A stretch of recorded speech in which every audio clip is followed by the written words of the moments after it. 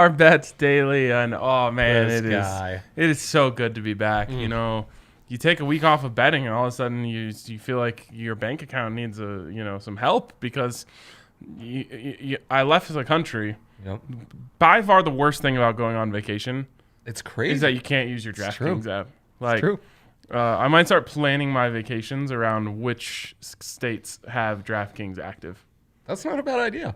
I'm remembering my in-laws live in Illinois where it's now legal and it works. So here we come Thanksgiving, baby. I was at a wedding rehearsal dinner last night, and there's a guy there, and he was like, sometimes you're just not you don't want to like interrupt them and say like I know, so you just let them do the whole spiel.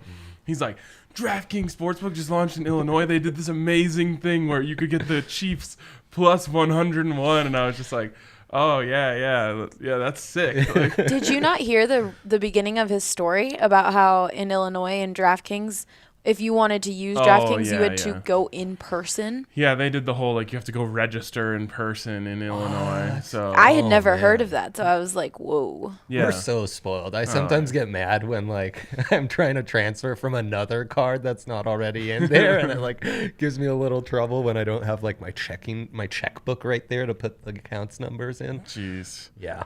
Can't relate to ever having to refill my account. Anyways, it's great to be back, and what else is great to be back is football. Last night, It's nice. it was, the way I described it, and I don't know if this is offensive. Oh no. I was Oh, just God. Coming in hot a minute into the Really? show. Oh no. I was just saying it's like, it was like a full relapse. Like, like you didn't just like, you didn't, maybe I'll like dumb this down by saying you didn't just have one cigarette, like you were addicted, you got off the stuff, and then just went into a full pack. Totally. One after another. Double fisted. Like It's usually, true. usually you go this long off season without football, and then you just get like this crappy little, what do they call the ones that are like half smoked that like high school kids pick up off the ground? Yeah, like a bud, right, from an ashtray or something. Like yeah. you just, you got like one little touch of it. This was just like, nope, full pack straight to the face. Straight into just a shot of nicotine right into the Right vein. in the bloodstream. Yeah, even I couldn't believe the amount of juices I had going as that game was starting. The other thing was, I almost put this out on Twitter, but I was actually too busy. There was like an hour and a half before kickoff where I was just like, no one bother me right now. I need to set like 20 lines and I need to set 6 lineups in fantasy. Like, everyone, leave me alone right now. I don't care how much work I've got going on. I don't care that my kid or my wife need me. Like, it's NFL season setup time. Oh, yeah. It's like that classic meme that you see on Facebook that was like, we interrupt this marriage to bring you the NFL football season. Yes, truly. Yes. So it's back. It's glorious. Everyone won their bet on the Chiefs last night. Would have thought I threw a free bet on the Texans just so maybe I could Texans double up. money line? Yeah, Texans money nice, line. nice. I had Deshaun Watson in my fantasy league, so I was pulling for him. He actually, scraped together a pretty good game at the end there. Yeah. Rushing touchdown and throwing touchdown at the end. But it was so nice, like just looking at live lines and just, oh God, it's phenomenal. So I know. So now we're just a couple days away from a full slate of NFL games. There's also college this weekend. This is crazy because I'm the biggest college football guy probably in the company. And I mean, I'd give you a run for your money, but I think we're in the same spot right now. Yeah. I'm not excited by. Why am I not excited by it? I know Ryan, the Buffs we know. not playing has something to do with it. But like even in the Buffs bye week, I'm still like watching college football from sun up to sundown. We're missing half the league. I know. I was like looking at the it's games. such a I'm like, why bummer, are these teams playing each other? I thought we were going straight into conference play. No, I know. We had to get into we had to pick like 4 or 5 Power 5 only matchups, Hank and I. It's like Georgia Tech, Florida State's intriguing, and Syracuse is a big underdog to UNC when Syracuse the last 5 years has been the much better team than the two. So we've kind of looked at those, but yeah, you're right. It's slim pickings. It's rough. There's like Notre Dame, Duke, but like Notre Dame's 22 Well, point but then favorite. I need to track like who's dropped out from all these teams because like Miami covered the spread just barely, but all their best prospects weren't playing because they've already gone to the draft. So it's almost like, man, what are we doing? I'd much rather everyone play in the spring than the rankings matter. Everyone's included. It's this half and half is just kind of killing my mojo. I know. So I skipped right over that, to be honest. I gave it a skim, and I was just like, I'm not enthralled. Now, of course, on Saturday when I'm doing nothing, and some garbage game is on, I'll probably bet on it. But it's a bummer. It's a huge bummer. So I will tell you, I'm all in on Dino Babers and the Qs covering the 18-point spread. I'm a big Babers guy. Bro, Dino Babers is my dude. Yeah. Also, maybe one of the best names in sports. Yeah. Instead of baby, I'll sometimes call my wife Dino Babers. Right? Nice. That's a household name in my household. I bet she hates that. No, she loves it. She loves it. That one she likes. I do have that one she likes. Yeah, 2 years in, it'd be like, oh, hey, sweetie, look, it's Dino Babers on TV. And she'd be like, oh, he's a coach? I'm like, okay, cool. She's like, you think I look like him? Is that what you're saying? I will tell you, yesterday I was doing the DraftKings read for her, and she was like, yeah, I know, I hear it every day. Oh. So I was like, oh, hi, Kate. What a real one. Okay, so I guess I'm going to break a little bit of news right here. We are going to have a Sunday morning NFL show.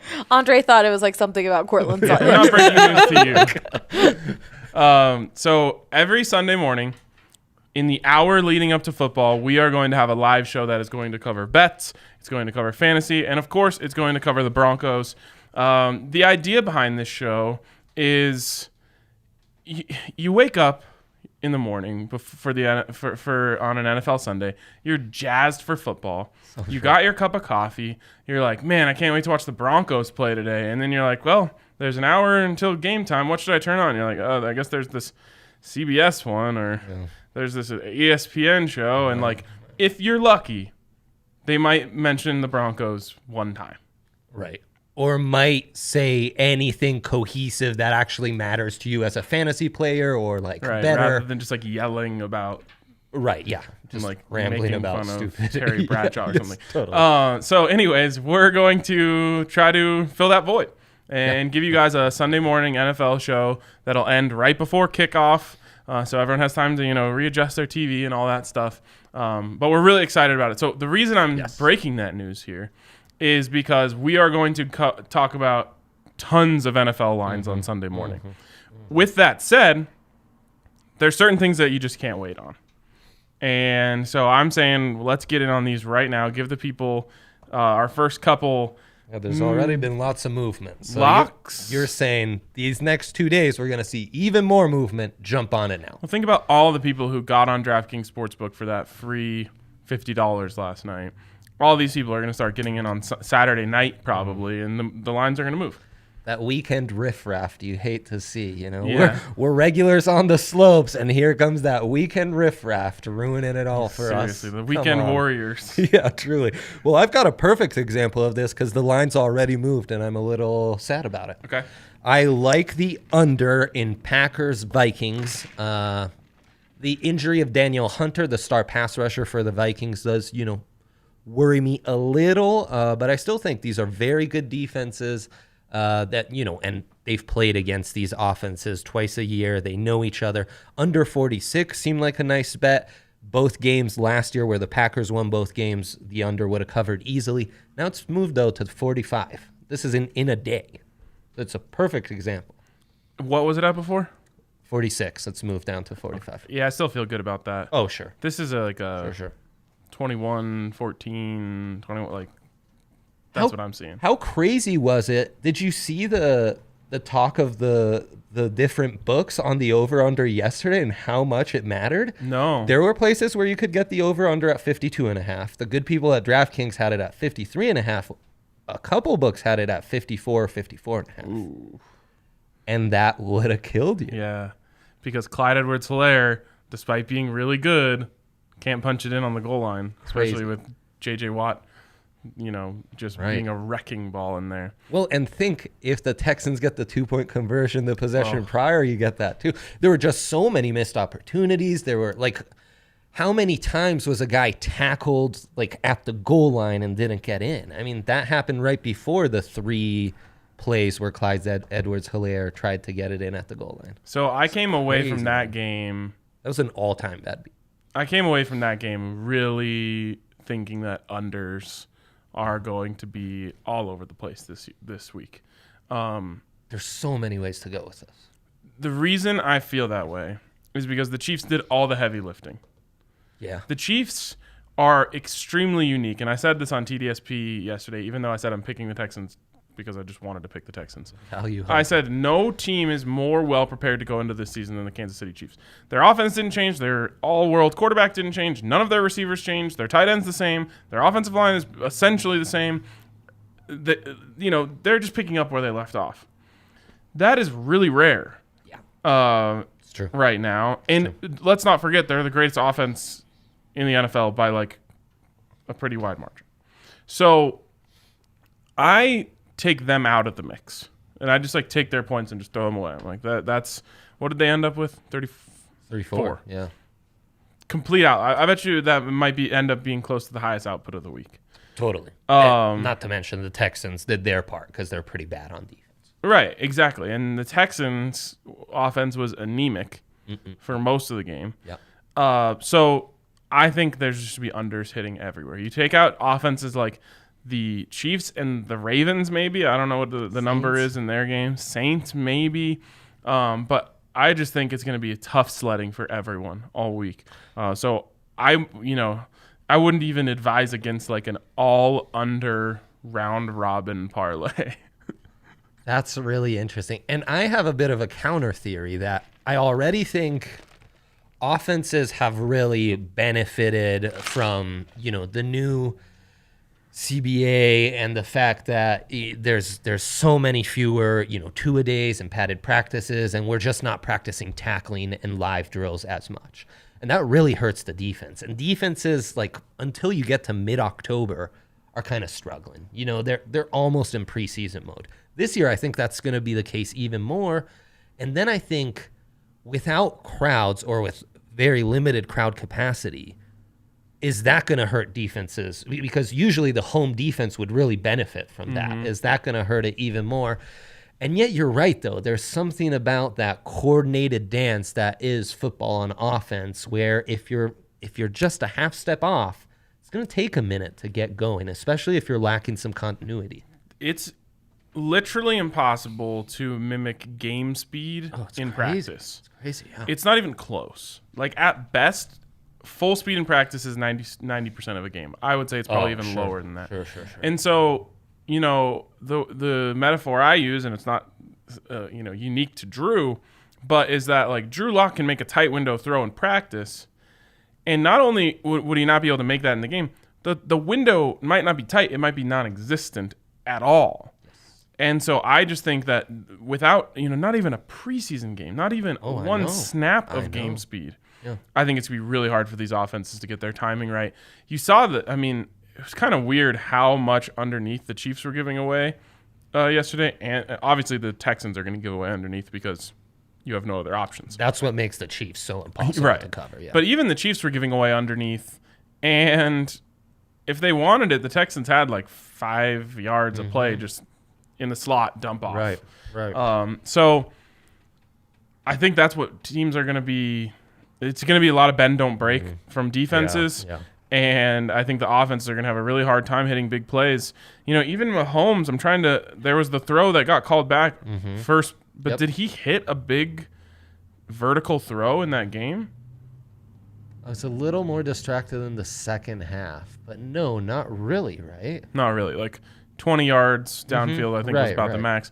I know. There was no, I guess not. Deshaun Watson hit Will Fuller late in the game. He actually was off on it. Should have been a touchdown. He threw it short. Yeah, you're right. The big plays were lacking a bit. I think that's what defenses are going to say. Just let's keep everything in front of us and try to button it up in the red zone. So I think I could see that. That's going to chew clock. That's going to lead to a lot of unders. Have I talked you into my theory? Yeah, I kind of like it. And I like the Ravens being an exception. Especially, I think running games teams that are more run heavy should benefit from this. Not to mention the poor Browns. Exactly. They're out their best safety, they're out their best corner, and they're out their best linebacker. And they're the Browns. Yeah. So that's my theory. My lock that I want you guys to get in before this moves beyond a touchdown as the Eagles -5.5 going against the Washington football team. First of all, I kind of hope the Washington football team goes 0-16. Just like name the team. Sure. Yeah. Yeah. No. I mean, they got checkmated by the wise man who bought all the copyrights. I just name the team. Yeah. No. Good on you guys for finally getting rid of your stupid name. Now just get a new one. Yeah. It's tough sledding. Were we not thinking of this for the last 10 years? Tough scene, man. Tough scene. So I hope they go 0-16. Although then they'll get they'll get Lawrence. But yeah. I don't think Dwayne Haskins is it. And I think the Eagles are going to be a better football team this year. I think they win by at least a touchdown. Go Birds. Interesting. My numbers, and I am intrigued by these numbers, do kind of like the Skins here. Numbers? Listen. It takes a little while for these numbers to fall into place. And yet sometimes the first month, it's last year's numbers that play better.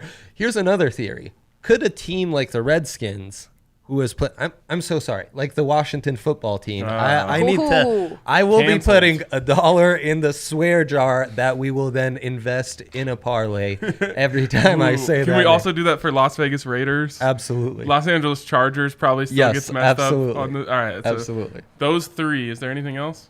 If we come up with any others that we screw up, we will adjust those as well. Keep it. Write this down, Allie. $1 in the parlay swear jar. That's right. I'm not going to write it down. Could a team that's had such a horrendous home field like Washington actually benefit from not having any fans, from that level playing field now? This is Mace's Garrett Bowles theory that without the fear of getting booed, Bowles will play better. Yeah. No. Okay. They still play in a shopping mall or a shopping center. Just no. Eagles in a landslide. This was Eagles by 5, -5 when the lines came out 2 months ago when the schedule first came out. It's only moved to 5.5. Yeah, but I don't know. Yeah, we could see more movement though in the next couple days. I could see this being one of those. When you get down to 7 and 7.5, the backdoor cover comes into play big time. So just get it before it gets into a touchdown. Also worth mentioning. Oh, this is great. Of the legal betting states, 2 are New Jersey and Pennsylvania. 2 states where you see a decent number of Eagles fans. Am I correct, Allie? Oh, yeah. So with 2 legal states, this is definitely one of those where you want to get on earlier because there's going to be a little more action. That's galaxy brain level thinking. Thank you. Okay, quickly. When you look at these lines, all of them say -110 usually. Oh, The reason I bring this up is because DraftKings is giving an insane prop this weekend, or an insane boost this weekend. Yeah. They will give you a 25% profit boost on every single NFL game. That's crazy. Actually, every single game on Sunday. I'm sure they'll probably have a new special for the Monday games. Oh, I expect something. Yeah, it's going to be juicy. Yeah. So 25% profit boost on any game you want to bet on Sunday. Hell of a deal. Of course, go over to DraftKings Sportsbook now. Download that DraftKings Sportsbook app. Yes. Use the code DNVR when you sign up to get a sign-up bonus up to $1,000. Get in on all of this. You already missed out on the free $50 last night, but there will be more. Yeah. I can assure you of that. So get in, make sure you capitalize on all the free money, bet on the Broncos, the Nuggets, which we'll get to here in a second. Hopefully there'll be more opportunities to do that after tonight. But you want to get in on DraftKings Sportsbook, and you want to do it fast. Of course, you must be 21 or older, Colorado only. Bonus comprised of a first deposit bonus and a first bet match, each up to $500. Deposit bonus requires a 25x playthrough, and restrictions do apply. See DraftKings.com/sportsbook for details. And if you have a gambling problem, call 1-800-522-4700. Boom! Ooh! Wow, off not for a week. rusty at all. No rust. So that's mine. What do you got for your lock? Well, I talked about the under Vikings Green Bay. Right. I think you had one more. I like the Chargers -3. This has not moved at all. They are at Cincinnati against the Bengals. I think if there's any team in the league that's really going to be penalized from how this offseason's played out, it should be the Cincinnati Bengals. I mean, rookie quarterback. I don't trust that coaching staff at all. I think the Chargers have generally been a bit of a darling, right? So I'm surprised they're only 3-point favorites. Home field advantage doesn't really bug me here. That defense, I think, will be enough to stifle a young quarterback in his first start. Every single game I look at, I'm like, ooh, I like the under there. I look at this game. Under's 42. That's low. That's so low, man. It's low. It's so low. But who's putting up 21 in this game? No, I know. Tyrod Taylor's the quarterback on the other side. And there's no Mike Williams. Hunter Henry's, coming off an injury. Austin Eckler is great, but is he going to get, 40 carries a game? He's kind of a unique back. I can almost see I honestly could maybe see the Chargers blowing them out because I just don't know how the Bengals are going to generate offense. I wonder what the Bengals team total is. I'll take those 3 points all day, Yep. Oh, gosh. It's going to take me longer than I thought to find it. We'll find it. Have no fear. Team props. Total points. Yeah, this is where you're rusty. 5.5. No. The Bengals team total. 5.5 wins. No, I'm talking about in this game. Oh, I'm sorry. So we've got total points by the Cincinnati Bengals over under 19.5. Under. Wow. Oh, man, that's well set. I might buy that to 21, but nope, it's not well set. It's They're going to score 7 points. Man, that'd be crazy. I'm kind of with you. And yes, we know Derwin James, but still, that's not. They also have some great corners to match up with those wide receivers. Casey Hayward, Chris Harris Jr., Desmond King. Well, that's a good matchup with A.J. Green and T. Higgins and Tyler Boyd. So. Yeah. 7 points for the Bengals on Sunday. That's crazy. All right, that's my other lock. Wow. Okay. And we're on opposite spectrums of our other lock, so yeah, we'll have to table that, or because it can't be a lock. What's funny is Hank and I are the same way with Vikings Packers. Completely. He thinks opposite. Over? No, he likes the Packers. I like the Vikings. I'm kind of bullish. Hank probably has the syndrome that I have, which is I can never pick against the better quarterback. Allie's telling us that the toilet's flushing. I'm not capable of it. I don't know how to pick. I just see the better quarterback. I'm like, I can't pick against them. Did you know the biggest line swing since these first opened up has been the Broncos game? Wow. Well, in the last week alone, they've added Clowney. We've subtracted Von Miller, and now potentially. Do you think that did it move 5 whole points? Oh gosh. It's moved 4 points.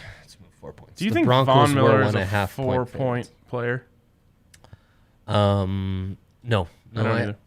I think they've done 1.5 point increments basically every step of the way. Clowney was a 1.5 point increment. Vaughn was a 1.5 point increment. Cortland's maybe the uncertainty with that's been like a half point. Whether Cortland plays affects my feelings on this game quite a bit. I still think the Broncos find a way no matter what, to be honest.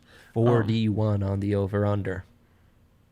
Yeah, that's probably I said that is low, fam. My official prediction on the Broncos podcast is 21-17 Broncos, so that's an under. Okay. We have to wrap up soon, but first, there's a big Nuggets game tonight. Do we live to fight another day, Ryan? That's all I need to know. Hank and I got too focused on value hunting, and I don't know what to think anymore. I'll give you this. The Nuggets cover the 8. I think so, too. That's where I was leaning. Massive adjustment on the over-under. I've been hitting the under on this series. 220 was a push. Game 1, 221.5 game. Or, I'm sorry. The last 2 games, 220 was a push. 2 games ago, 221.5, the under hit. Now they fixed it to 216, which is really low. Really low. They know the Nuggets are going to play some defense tonight. Nuggets have been playing defense. I'm not saying they haven't. Well, the Clips play.